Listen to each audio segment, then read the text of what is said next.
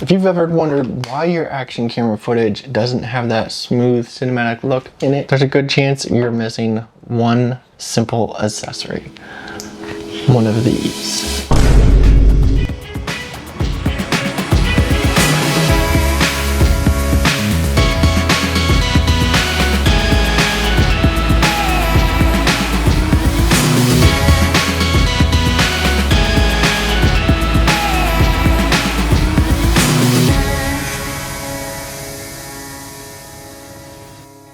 Neewer reached out with their ND filter kit to test out for the DJI Action 3, 4, and the Action 5 Pro. So let's see if this is something you would actually get for your action camera.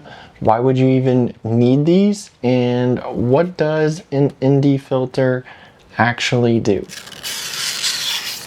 Well, think of it as sunglasses for your camera. An ND filter reduces the light that is getting into the camera sensor. We want to get footage that looks natural to the human eye, like what we would be seeing out of our camera footage. So without an ND filter, using that 180-degree shutter rule, your footage will look all blown out in these brighter conditions that you may be shooting in. If you go outside, it's way too bright, the sun's out.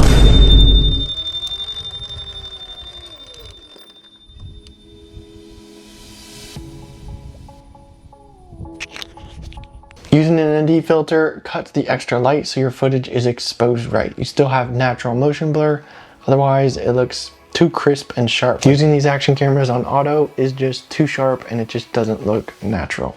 Alright, we've got two cameras set up here. One's in auto and one is in manual mode. And you'll notice if I take the ND filter off, right now I'm under the trees, it's not too bright. Might not look super washed out or anything. But if I get over into the sunlight, if it's a brighter situation, it's way too bright. So we got to use that ND filter to cut out some of that light, and we can use manual mode. And we still get motion blur. You'll notice motion blur on the sides going past here. It looks pretty natural, but in auto mode, you'll notice you can see my hand pretty well in the frame. It's not super natural looking. It's too sharp, too contrasty, and it just doesn't look natural. In this kit, you get an ND8, ND16, and ND32, as well as a CPL filter. All in this nice case. It also comes with a lens cloth. These filters are made with water, oil, and scratch-resistant glass. They have a nice metal ring and a rubber non-slip ring on the inside here for mounting, so they don't just fall off your camera lens if you're wanting to do more action type sports. Which makes it super easy for switching the filters if you need to adjust for the lighting. I'm going to switch to ND16. It'll give me a much better look here for the shade running through the trees here. Just slip it on, super easy. The exposure looks nice and consistent. It's not changing around. Because in auto mode, it's going to be changing.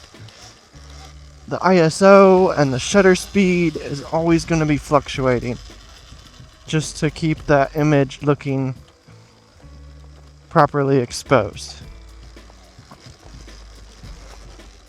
But in manual, we get more control over our camera. We want our shutter speed to be set. So that's where our ND filter comes in to even things out. Cut some light out so the camera doesn't have to change around the settings so much, and we keep our motion blur in the image as well.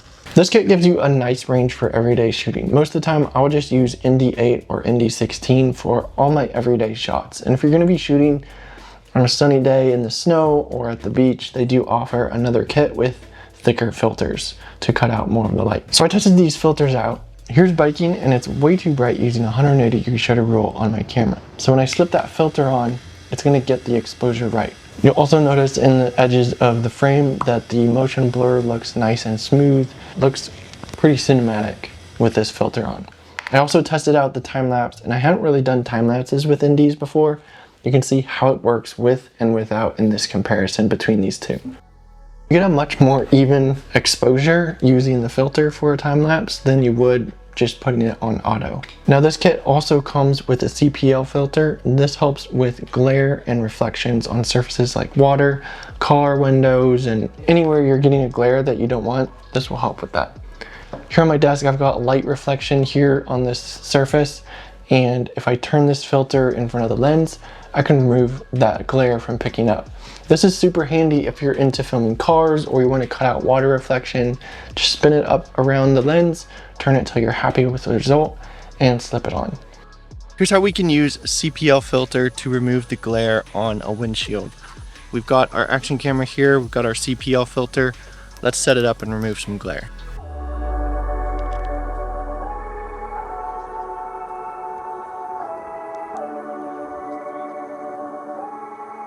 Now, ND filters aren't going to magically save your footage. You're going to need to practice and understand how the shutter speed and frame rate work together on your camera, and I explain it more in this video up here, so be sure to check that one out. So if you're looking to get a more cinematic look and keep some motion blur in your off-road footage, maybe a dirt bike or ATV riding, or maybe you just do vlogging and getting BTS of your photography or outdoor adventures, then don't overlook picking up a kit for your next video. If you're interested in this filter kit, I'll leave a link down in the description down below. I'm going to be keeping these in my backpack and using these with my Action 5 Pro. If you found this video helpful, leave a like, be sure to subscribe, and I'll see you guys in the next video.